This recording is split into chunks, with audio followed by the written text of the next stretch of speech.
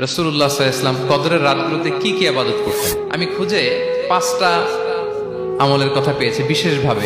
রাসূল সাল্লাল্লাহু আলাইহি ওয়াসাল্লাম বলেছেন, মান হুরিমা খায়রাহা ফাকাদ হুরিম, যে কদরের বরকত থেকে খায়ের থেকে বঞ্চিত হলো সে আসলেই বঞ্চিত। হি ইজ দ্য লুজার, সে হতভাগা, সে পোড়া কপাল, সে বঞ্চিত।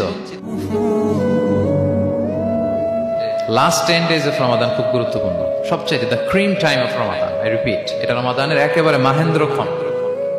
এই 10 দিনের যে কোনো 10 রাতের যে কোনো রাত কদর হয়ে যেতে পারে, বিশেষ করে অড নাইটস গুলো 21, 23, 25, 27 এবং 29, যে কোনো দিন হয়ে যেতে পারে কদর।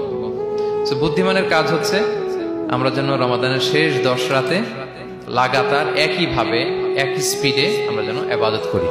কোন রাতে বেশি করলাম, হয়তো 27-এর রাতে আমি খুব ভাব গাম্ভীর্য নিয়ে খুব আবেগ নিয়ে ইবাদত করলাম,